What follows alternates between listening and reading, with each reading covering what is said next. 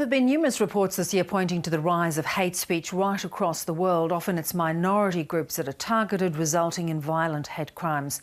In response, some governments have created laws targeting hate speech, with the UK looking to beef up existing legislation. But Jodie Ginsberg, who heads the Index on Censorship in the UK, argues such laws are counterproductive, especially amid the rise of leaders like Donald Trump, who aren't afraid to cause offence.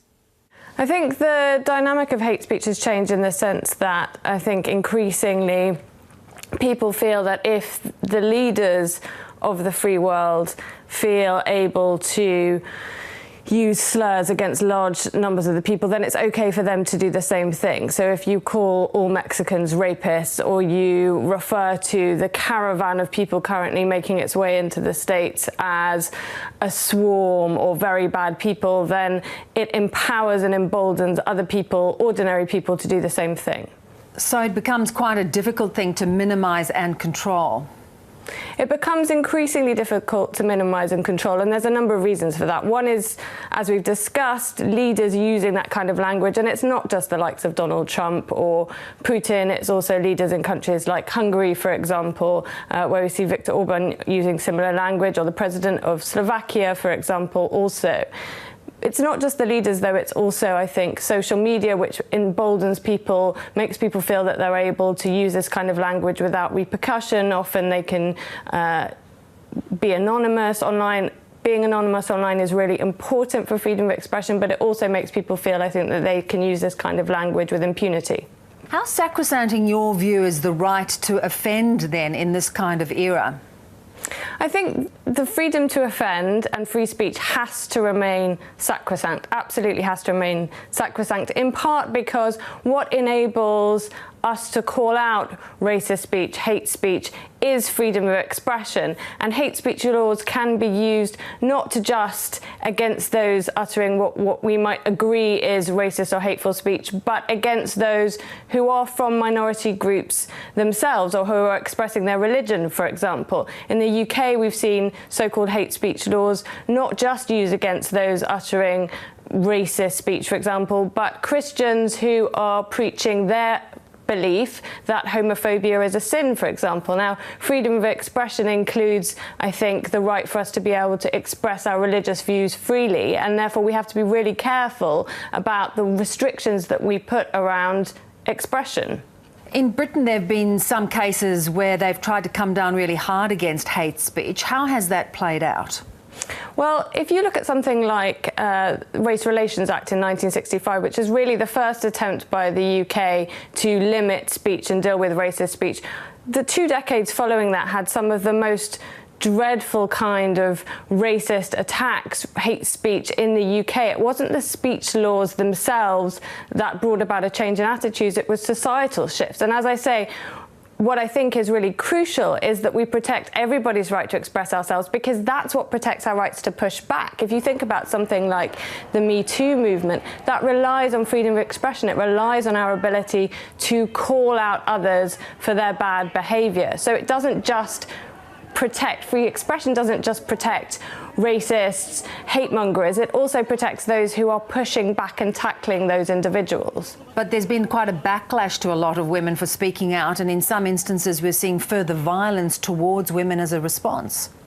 Well, look, I think we have to be very careful about drawing the conclusion that hate speech automatically leads to violence. I think that is not proven. It certainly can create an environment in which people feel that a certain language, certain behaviour is fair game. That's true. But I would argue that tackling that is not done by limiting the speech. Of course, if people threaten violence, if people threaten others with rape or abuse, or threaten to come around to their houses and attack them, we should be coming down hard on those actions. We should certainly be coming down hard on people who actually carry out violent acts. We should be coming down much, much harder, for example, on violence against women. In the UK, we've seen something like only 1 in 14 cases last year that were reported of rape actually resulted in a conviction.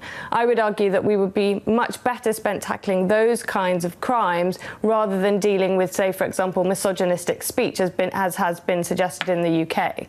Well, as an example, Gavin McInnes, the leader of the pro-Trump men's rights group, he was at a rally a couple of days ago which did incite violent behaviour, so it does happen. Yes, if people directly incite violence, I think that's the kind of language that should be tackled. We would argue that the only kinds of speech that ought to be restricted, that shouldn't have any kind of protection, is speech that directly incites violence. But I come back again to a necessary caution, I think, that we must put around speech laws generally, because what is defined increasingly as hate speech is far removed from a direct or imminent danger. It's something much more vague. So, for example, in the UK, we've seen people accused of hate speech for putting up a poster which contained nothing more than the dictionary definition of the word woman, and that was considered as hate speech towards the trans community. And talking of Gavin McInnes, he's coming to Australia later this year, and there's some debate over whether he should be allowed to and whether the media will broadcast what he has to say. I wonder what your feelings are with personalities like his, personalities we've talked about like Donald Trump and Putin. Do you find them manipulating things for their own purposes? I think they're hugely manipulative, and I think this is where we have to be really, really careful. Just because someone has a right to speak doesn't mean what they say is right, or that necessarily we are obliged to give them a platform. And I think this is where the difference comes. Look, he should be free to travel, he should be free to speak, but it doesn't mean that he has to be invited to speak on every news broadcast going. That's a decision that can be made by news outlets, that can be made by organisers. We're not obliged to give those individuals avenues to spew their vile views. And in this era where we all seem to be so divided, how do you see things rebalancing? I think we've got to get better at having discussions. I think we have to refine ways in a new era, in this new environment where it's much easier for us to broadcast our views, to get better at having discussions. At the moment, I think social media has been extremely polarising in recent years, in which we've seen people just sort of throwing verbal rocks at each other, if you like. And what we need to do is find mechanisms to have improved discussions, and I think that starts with understanding the value of free expression, understand the value of being able to share opposing views, because after all, we don't make peace with our friends, we make peace with our enemies, and that involves talking to our enemies at some level. At some point, we've got to find mechanisms to have improved discussion, and I think part of that is also when we have, for example, panel discussions, news discussions, they don't always have to be the most extreme sides of both views,